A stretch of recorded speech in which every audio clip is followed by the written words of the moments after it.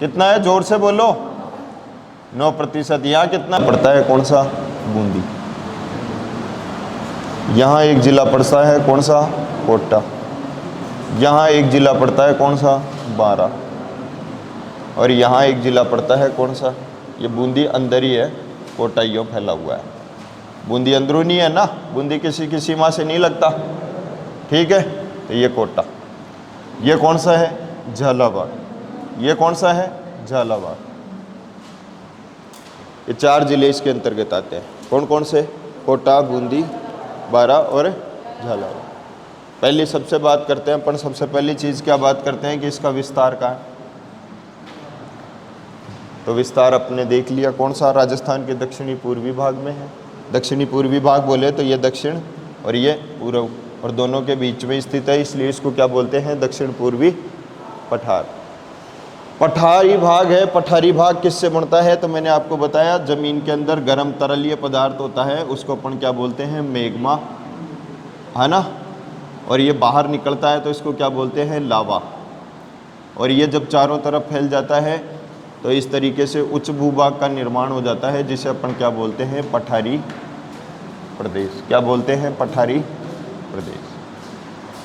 तो ये और भूमि है जहाँ ज्वालामुखी नहीं उठी, यहाँ ज्वालामुखी उठ गई, इस वजह से इसको कौन सा भाग बोल देते हैं, पठारी प्रदेश। विस्तार कोटा, बूंदी, बारा, झालावाड़, यही होता है ना।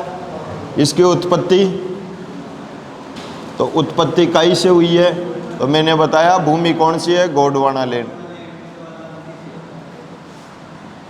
गोंडवाना लैंड में ज्वालामुखी से, ज्वालामुखी का उद्गार हुआ। अब ज्वालामुखी जैसे उठती है ना, बाहर आती है, तो जब ठंडी हो जाती है वो मैग्मा जो निकलता है, तो उसका कलर कैसा हो जाता है, काला कलर हो जाता है। कैसा हो जाता है, कलर कैसा होता है, काला। तो यहाँ की मिट्टी कौन सी होगी, काली मिट्टी। कौन सी मिट्टी होगी, काली मृदा। काली मृदा। और दूसरी यहाँ की खास बात क्या है, राजस्थान का बाकी का ढलान इधर से इधर है। इधर का मतलब बोले तो इधर उत्तर है, इधर पूर्व है, इधर दक्षिण है, इधर क्या है, पश्चिम। तो ये ऊपर से नीचे की तरफ बहती है ज़्यादातर नदियाँ। बात समझ गए। तो उस ढलान को क्या बोलते हैं अपन, उत्तर पूर्व से दक्षिण पश्चिम की तरफ। लेकिन इधर का मामला अलग है। इधर जितनी भी नदियाँ हैं वो इधर से जाती है और इधर बहती है।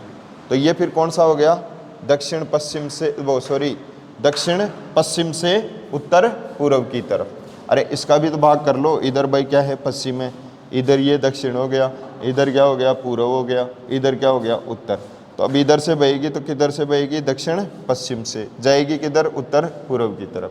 तो बाकी राजस्थान का जो ढलान है ना, उसके मुकाबले इसका क्या है, उल्टा है।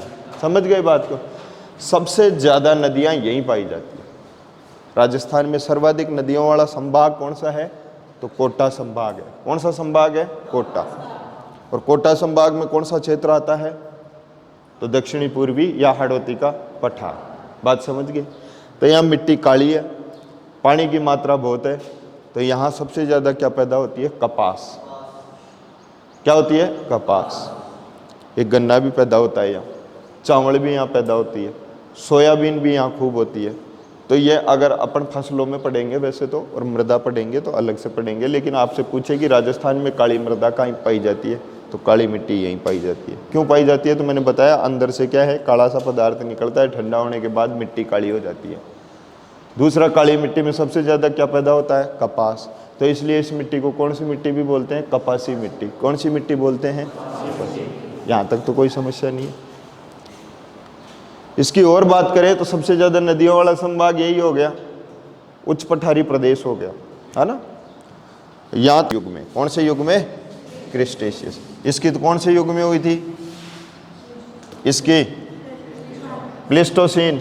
इसकी कौन से में हुई थी, अरावली की प्री कैम्ब्रियन में, पूर्वी मैदान की, और इसके क्रिस्टेशियस युग। कौन सा युग है, क्रिस्टेशियस युग।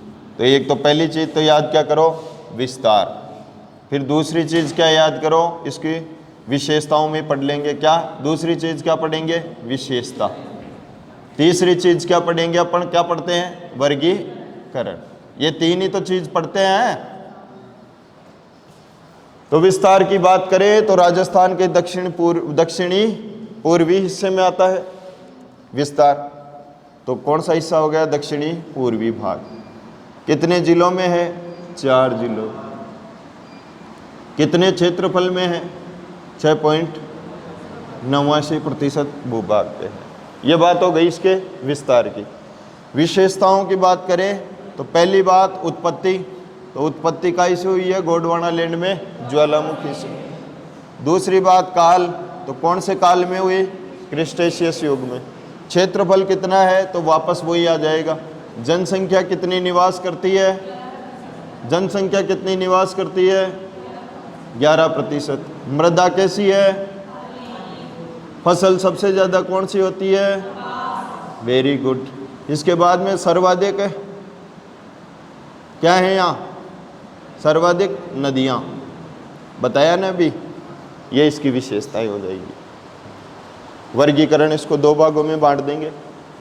एक वर्गीकरण देखो, इधर ध्यान से देखो, इसके इस साइड कौन सी पर्वत श्रृंखला है? ये यहाँ तक फैली है ना, तो उसको कौन सी बोलते हैं अपन? अरावली। इसके इधर से एक पर्वत श्रृंखला गुजर रही है। आप भारत का जीके पढ़ोगे तो उसमें पढ़ोगे। और ये कौन सी श्रृंखला है? विंध्याचल। कौन सी है? विंध्याचल। और एक यहाँ इसके एक स्थित है इधर, जो मध्य प्रदेश में भी है और कहाँ भी है? गुजरात में। और ये एक पठार फैला हुआ है, उस पठार का नाम क्या है? मालवा का पठार। क्या है? मालवा का पठार। तो पूछ ले कि इसके उत्तर में या उत्तर पश्चिम में क्या है? तो अरावली पर्वत श्रृंखला। इसके दक्षिण पूर्व में क्या है? तो दक्षिण पूर्व में विंध्याचल पर्वत श्रृंखला। और दक्षिण में क्या है? मालवा का पठार। अरे ये अरावली पर्वत श्रृंखला। अरावली पर्वत श्रृंखला के इस साइड में कौन सी जगह पड़ जाती है? ये तो हाड़ौती। यह हाड़ौती का पठार जिसको अपन पढ़ रहे हैं। ये इस साइड कौन सी पर्वत श्रृंखला है? विंध्याचल। कौन सी है? विंध्याचल। और यहाँ कौन सा है? मालवा का पठार। तो ये किस किस का हिस्सा है? तो ये 3 चीज़ों को अलग कर रहा है। किसको? अरावली को, विंध्याचल को और मालवा के पठार को। तो प्रश्न पूछ लिया जाए कि ये किस किस को अलग करता है? तो अरावली को और विंध्याचल को अलग करता है, अरावली को और मालवा के पठार को अलग करता है। बात समझ में आ गई ना? तो एक विशेषता इसकी ये हो गई विशेषताएं लिख ले। अब वर्गीकरण लास्ट में पढ़ लेंगे, पहले ये 2 चीज़ें आप लिख लो एक बार। ठीक है, लिखवा दूं या चित्र बनवाऊं? लिखवाई जा। चित्र तो मैं ही बना लेला। वैसे कहते हैं कि एक चित्र 1000 शब्दों के बराबर है। ऐसा है क्या? सही है क्या? एक चित्र कितने शब्दों को बयान करता है? कम से कम 1000 शब्दों को। जैसे आपका खुद खड़े हो, अब एक आप उपस्थित नहीं हो और आपकी सगाई करने के लिए गए तो उनको 1000 शब्द बोलने पड़ेंगे कि छोरे की नाक ऐसी है, छोरे की आंख ऐसी है, छोरे की एक आंख मोटी है, एक मी है, बाल ऐसे हैं, थोड़े से क्या है कि उसके क्या है कलर गोरा है, गोरा भी इतना गोरा है, उससे कमर पैंट बुरसेट ऐसे पहनता है, पढ़ाई ये करता है वो करता है। एक छोरे को ही ला के खड़ा कर दो तो इतनी चीज़ें बोलनी नहीं पड़ती। तो हुआ कि नहीं हुआ? एक चित्र 1000 शब्दों के बराबर, जो आपसे होशियार हो। अरे मिस्त्री बनने जा रहे हो मान लो आप, और आप किसी ऐसे सेठ के पास गए सीखने के लिए जो आपसे कम जानता है, तो उसके पास 6 महीने साल भर रह के आप क्या सीखोगे? जो आपको आता है वो और भूल जाओगे, और वो तो वो सीखेगा जो आपको आता है। आपको अच्छा मिस्त्री बनना है तो किसके पास रहो? जो अच्छा मिस्त्री खूब रगड़ेगा आपको, आराम से नीचे सुलाएगा गाड़ी के, और बुल्ट खुलवाएगा, और यो करवाएगा और वो करवाएगा, लेकिन अच्छा सिखा देगा कि नहीं सिखा देगा? तो यह है अपने से ऊपर वाले को पकड़ो। तो अब कईयों के तो दूध नहीं लगने लग गई होगी कि मैं इससे कमज़ोर हूँ, या आज मेरे को क्लास से बाहर जाते ही छोड़ने वाला है। ये कह देगा कि तेरा रास्ता अलग है। सब कुछ मिल जाए ज़िंदगी में तो तमन्ना किसकी करोगे? क्या सब कुछ मिल जाए ज़िंदगी में तो तमन्ना किसकी करोगे? अधूरे ख्वाहिशें ही तो जीने का। मैं इधर लिख लिया क्या आप?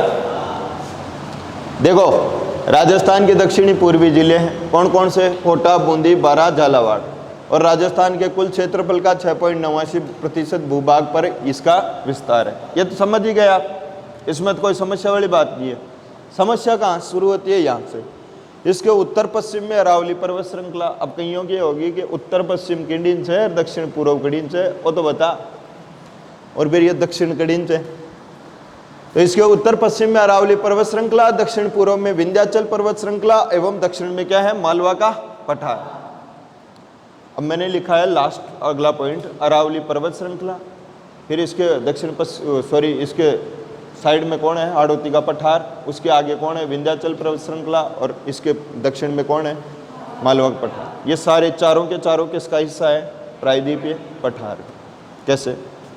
वो बता देता हूँ आप लोगों को। पहले इसके साथ में तो ये लिख लेना, ये कौन सा हो गया अपना?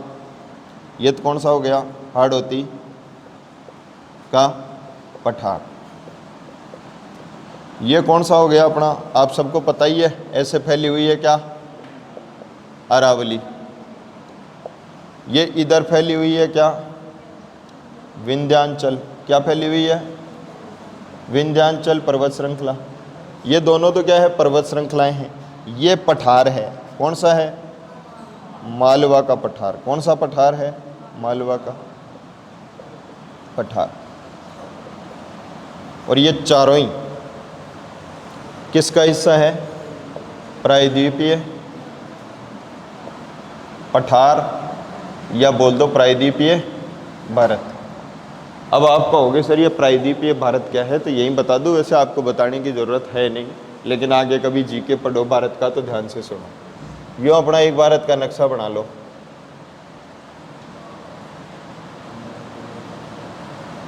अरे अशोक, कौन बोल रहे थे? अशोक ये विनोद। अब देखो प्रायद्वीपीय किसे बोलते हैं, द्वीपीय किसे बोलते हैं? यहाँ समुद्र में डूबे हुए कुछ द्वीप हैं, जो स्थलीय भाग चारों ओर से पानी से घिरा हुआ हो। वो स्थलीय भाग जो चारों ओर से पानी से घिरा हुआ हो, चारों ओर मतलब उत्तर में भी, दक्षिण में भी, पश्चिम में भी, पूर्व में, चारों तरफ ही पानी हो, तो उसको क्या कहते हैं? द्वीप। क्या कहते हैं? द्वीप। वो हिस्सा जो तीन ओर से पानी में डूबा हुआ हो उसे क्या कहते हैं? प्रायद्वीप। क्या कहते हैं? प्रायद्वीप। तो ये देखो दक्षिण, ये पूर्व और ये क्या? पश्चिम। ये तीनों ओर से पानी में डूबा हुआ है, और ये कहाँ तक डूबा हुआ है? यहाँ से यहाँ तक। तो ये वाला जो हिस्सा है भारत का, वो क्या कहलाता है? प्रायद्वीप। तो ये प्रायद्वीपीय भारत का हिस्सा है। कौन कौन? एक तो अरावली भी यहाँ से शुरू, मैंने क्या कहा था? अरब सागर से शुरू होती है ना, और तो यहाँ तक जाती है। तो ये भी किसका हिस्सा है? प्रायद्वीपीय भारत का। हालांकि जाती तो उसमें भी है, प्रायद्वीप के अलावा भी जाती है, लेकिन हिस्सा किसका है? प्रायद्वीपीय भारत का। दूसरा फिर मैंने क्या बताया? यहाँ कौन सा है? हाड़ौती का पठार। यहाँ एक कौन सी पर्वत श्रृंखला है? विंध्याचल। और यहाँ कौन सा है? मालवा का पठार। तो ये चारों के चारों किसका हिस्सा है? प्रायद्वीपीय भारत का हिस्सा है कि नहीं है ना? तो बात समझ में आ गई ये तो इस दूसरी चीज लिखो, काल कौन सा है? क्रिस्टेशियस युग। अपने होते हैं ना सतयुगर, द्वापर युगर, त्रेतापुर युगर, कल युगर, तो वैसे ही इनके कौन सा युग है? क्रिस्टेशियस युग।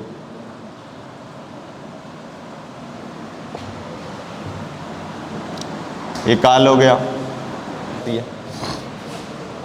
उसके बाद में आप में से, अरे मैं ये इनमें से कह रहा हूँ जो सेलेक्ट हो चुके हैं, उनमें से जैसे किसी को राजस्थान की राजस्थान का तो इधर ही चल रहा है, भारत की ज्योग्राफी, भारत की पॉलिटी ये पढ़नी हो तो अपनी क्लास, जिनको उधर पढ़नी हो इंडियन पॉलिटी और इंडियन ज्योग्राफी, तो वो अपने उधर चलती है।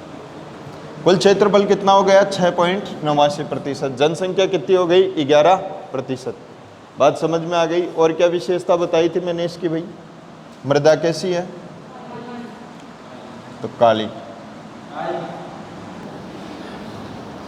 तो देखो उत्पत्ति किससे हुई है? गोंडवाना लैंड में ज्वालामुखी से। काल कौन सा है? क्रिस्टेशियस युग। कुल क्षेत्रफल कितना है? 6.89%।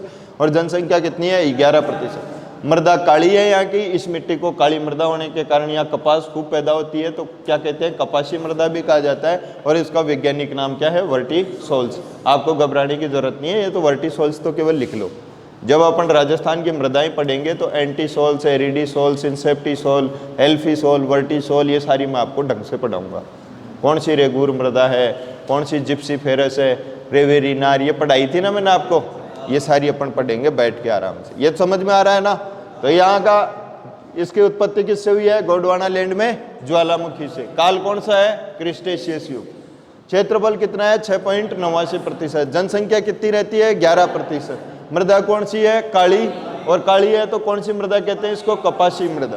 प्रमुख फसलें कौन सी है, कपास, गन्ना, चावल, सोयाबीन, तंबाकू यहाँ की प्रमुख फसलें हैं। इस क्षेत्र में राजस्थान की सर्वाधिक नदियां बहती है। नोट, सर्वाधिक नदियों वाला जिला कौन सा है, चित्तौड़गढ़, और सर्वाधिक नदियों वाला संभाग कौन सा है, कोटा।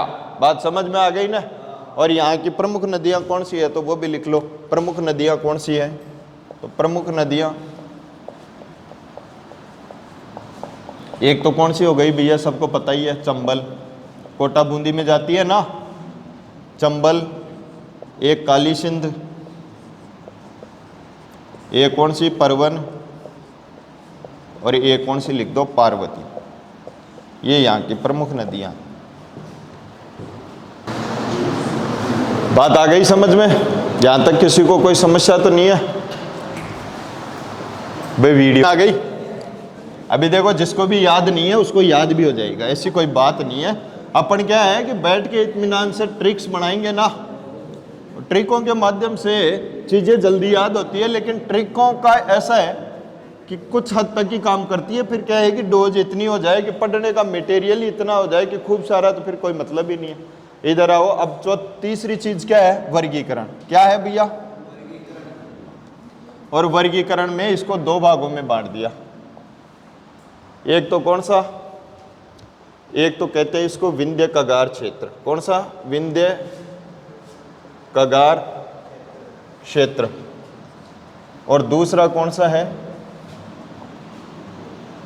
दक्कन या लावा ट्रेप। एक भाग तो कौन सा हो गया, विंध्य कगार क्षेत्र। कैसे, ये तो कौन सा हो गया, हाड़ौती का पठार। ये मैंने आपको अभी क्या बताया था, ये क्या बताया था, विंध्याचल। और ये जो इसके कगार का मतलब क्या होता है, किनारा। तो विंध्य किनारा। अब ये थोड़ा सा क्या है, इसको टच करते हुए जा रहा है ऐसे, तो ये टच करते हुए जा रहा है, तो इसका असर इस पे भी पड़ रहा है थोड़ा बहुत, है ना। तो ये कौन सा हो गया, विंध्य कगार क्षेत्र। और ये दक्कन ट्रेप या लावा, तो ये इधर मालवा का जो पठार है ना, उसके अड़ता हुआ भाग, लगता हुआ भाग, तो ये कौन सा हो गया, दक्कन ट्रेप। तो इसके दो भाग हो गए ऐसे। तो ऐसे फिर ये पूरा, तो आधा तो इसको ढक लेता है, आधा इसको ढक लेता है। तो देखो इसमें विंध्य कगार क्षेत्र में क्या क्या आता है, इधर ध्यान से देखो। पहली चीज आती है क्या, अर्धचंद्राकार पहाड़ियां। कौन सी, अर्धचंद्राकार पहाड़ियां। अच्छा, मुकुंदरा की पहाड़ियों का नाम सुना है क्या। एक तो कौन सी है, बूंदी की पहाड़ियां। कौन सी, बूंदी की पहाड़ियां। दूसरी कौन सी है भैया, कोटा की पहाड़ियां। कौन सी, कोटा। और कोटा वाली को कैसे कोटार, कैसे कुंडलाकार। कौन सी, कुंडलाकार पहाड़ियां। कुंडलाकार कैसा होता है, कुंडल का आकार कैसा होता है, कानों में पहनते हैं तो कुंडल ऐसा होता है ना। तो इस प्रकार की पहाड़ियों को क्या कहते हैं, कुंडलाकार पहाड़ियां। तीसरी पहाड़ियां कौन सी है, तो तीसरी हो गई अपनी कौन सी, मुकुंदरा की पहाड़ियां। कौन सी हो गई, ये तीन पहाड़ियां बहुत फेमस है यहाँ की। कौन कौन सी, बूंदी की पहाड़ियां। तो ये बूंदी की पहाड़ियां तो कहाँ होगी बताओ, बूंदी में। कोटा की पहाड़ियां कहाँ होगी, कोटा में। और ये मुकुंदरा की पहाड़ियां, ये सबसे ज़्यादा पूछी जाती है भैया।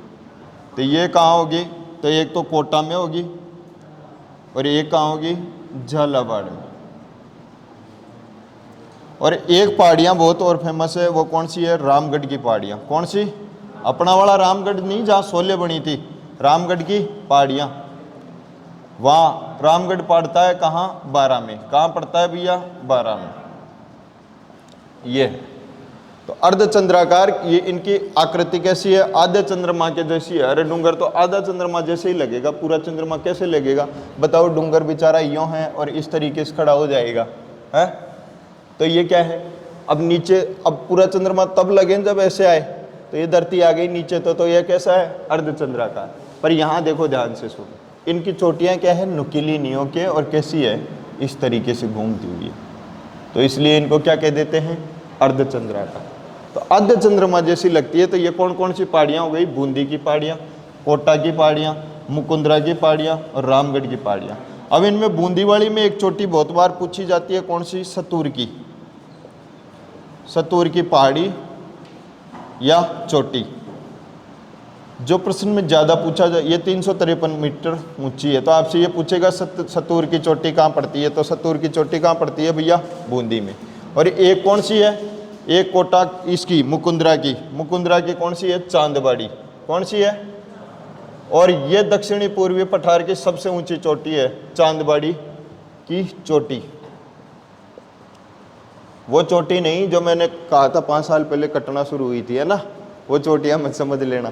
और ये कितनी ऊंची है, वो कितनी है 353, ये कितनी है 517 मीटर ऊंची है।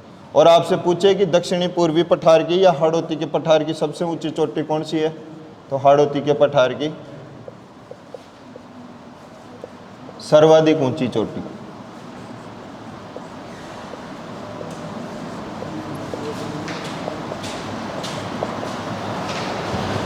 ये उतार लो ऐसे की ऐसे। रामगढ़ विषधारी वन्य जीव अभ्यारण्य किस लिए प्रसिद्ध है, हाँ, सांपों की शरण स्थली कौन सा है, शेरगढ़। शेरगढ़ जिसका नाम है उसमें बाघ नहीं है, और जो विषधारी है उसमें सांप नहीं है, ये बताया था ना मैंने। याद है आपको, बोलते हैं ना कोटा स्टोन। और जो पट्टियां अपने, आजकल तो आरसीसी गिरने लग गई, पहले क्या पट्टियां डालते थे मकानों में, और डली भी हुई होगी, ये ज़्यादा पुरानी बातें नहीं हुई, आजकल तो कम डलने लग गई। तो ये पट्टियां भी कहाँ से निकल के आती है, कहाँ से निकल के आती है, ये कोटा से और इस क्षेत्र से ही निकल के आती है। तो इसलिए यहाँ कौन सी चट्टानें पाई जाती है, बेसाल्ट चट्टानें। कौन सी चट्टानें हैं, बेसाल्ट। से इनसे कोई मतलब नहीं है। कई बार मैं कईयों को कह देता हूँ, अरे पढ़ लिया कर, टेस्ट दे रहा है, फीस दे रहा है तो टेस्ट दिया कर। गुरुजी फीस दे दियो धन पड़ा बस, मतलब से, ओ सॉरी ठीक है ब्रो, अतिक अतिक फीस दे दियो यार, जो तू के चुप रहो, क्लोज योर माउथ है, कहीं खेची भी ना, शटअप, सेटअप ही कैसे ना, या स्टार्टअप खेचे। ये लो, ये देखो ध्यान से, अभी 2 ही मिनट में समझ में आ जाएगी सारी चीजें, अब फटाफट देख लो। मैंने इसमें क्या क्या पढ़ाया आपको। पहली चीज उसको छोड़ दो, डग गंगधर रियर दक्कन लाबार विंध्या कगार क्षेत्र। पहली चीज पढ़ाई आपको क्या, अर्धचंद्राकार पहाड़ियां। कौन सी, अर्धचंद्राकार पहाड़ियां। अर्धचंद्राकार पहाड़ियां किसे कहते हैं, जिन पहाड़ियों को देखने से ऐसा प्रतीत हो कि आधा चंद्रमा दिखाई दे रहा है, वो क्या है, अर्धचंद्राकार पहाड़ियां। पहली कौन सी क्या है उसमें, पहली बूंदी की पहाड़ियां। कौन सी, बूंदी की। दूसरी कौन सी, कोटा की। तीसरी कौन सी, तीसरी कहाँ, मुकुंदरा की। अरे पहाड़ियों के नाम से पुकार रहे हैं अपन, मुकुंदरा। और चौथी कौन सी, रामगढ़। कौन सी है, रामगढ़ की, है ना। अब ये बूंदी वाली तो कहाँ है, बूंदी में। और कोटा वाली को क्या कहते हैं, कैसे कोटा और कैसे कुंडलाकार। कौन सी है, आपसे पूछा जाएगा कुंडलाकार पहाड़ियाँ कहाँ पाई जाती है, तो कुंडलाकार पहाड़ियाँ कहाँ पाई जाती है, कोटा में। कुंडलाकार पहाड़ियाँ। मुकुंदरा हिल्स कहाँ पाया जाता है, कोटा प्लस, हाँ कोटा प्लस, तो इन्हीं ये याद रख लो, मुकुंद जाको। मुकुंद किसी का नाम है, मुकुंद जाको, इधर जाको, है ना। तो जा से झालावाड़, को से कोटा, तो मुकुंदरा हिल्स। वैसे नाम इनका मुकुंदरा हिल्स राव मुकुंद के नाम पे ही पड़ा हुआ है, ठीक है। आप हिस्ट्री पढ़ोगे तो वो पढ़ा देंगे आपको। जा से क्या है, झालावाड़, को से कोटा, तो मुकुंद जाको, मुकुंद जाको। तो जा से झालावाड़, को से कोटा। रामगढ़ की कहाँ पड़ती है भैया, 12। रामगढ़ की कहाँ पड़ती है, 12। तो देखो ऐसे याद नहीं रहे रामगढ़ की पहाड़ियाँ कहाँ हैं, तो बीच बीच में तो मैं बता ही दूंगा आपको। रामगढ़ में कौन सी फिल्म बनी थी? शोले। कौन सी बनी थी? शोले। ये वाले रामगढ़ में बनी थी, पर ये कौन सा है? बारा वाला, है ना। अब शोले में कौन था? गब्बर सिंह।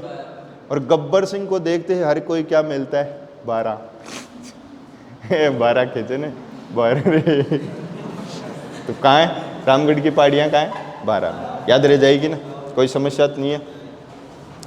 बूंदी की सबसे ऊंची चोटी कौन सी है? सतूर। और इसकी सबसे ऊंची चोटी मुकुंद की? हाँ, चांदबाड़ी। कौन सी है? चांदबाड़ी। ये कितनी ऊंची है? 517। ये कितनी है? 353। अब इनमें सबसे ऊंची कौन सी हुई? ये। तो इस प्रदेश की सबसे ऊंची पहाड़ी कौन सी हो जाएगी? सबसे ऊंची चोटी चांदबाड़ी की चोटी। कौन सी हो जाएगी? चांदबाड़ी की। बात समझ में आ गई ना? किसी को कोई दिक्कत तो नहीं है? दूसरी बात क्या पड़ी थी? शाहबाद उच्च भूमि। कौन सी? शाहबाद उच्च भूमि। अब शाहबाद उच्च भूमि कहाँ पड़ती है? आपसे ये पूछा जा सकता है कौन से जिले में है? तो शाहबाद एक जगह है और वो तहसील है किसकी? बारा की। बारा की एक तहसील कौन सी है? शाहबाद। तो शाहबाद कहाँ पड़ेगा? 12 में ही पड़ेगा। और तीसरी चीज मैंने क्या पढ़ाई है? डग गंगधर प्रदेश। कौन सा? डग गंगधर प्रदेश। तो डग गंगधर प्रदेश कहाँ पड़ता है भैया? झालावाड़। कहाँ पड़ता है? झालावाड़। कहाँ पड़ता है? झालावाड़। यही तो पढ़ाया अभी। ये लो, यह हो गया अपना कौन सा? दक्षिणी पूर्वी पठार। बात समझ में आ गई? किसी को कोई समस्या तो नहीं है? अब कई सारी चीजें रह गई, बहुत सारी। अब वो अलग अलग टॉपिक में फिर उनका नाम आता जाएगा। जैसे जलवायु पढ़ेंगे तो जलवायु से संबंधित जो विशेष चीज़ें हैं वो उसमें आ जाएगी। फिर कृषि पढ़ेंगे तो कृषि से संबंधित चीज़ें उसमें आ जाएगी। नदियाँ पढ़ेंगे तो नदियों से संबंधित कोई विशेष क्षेत्र है तो वो उसमें आ जाएगा। अब एक साथ भौतिक प्रदेशों में सारी चीज़ों को पढ़ना इसलिए संभव नहीं है क्योंकि फिर आपके क्या हो जाती? दिक्कत हो जाती। तो यह आ गई ना बात।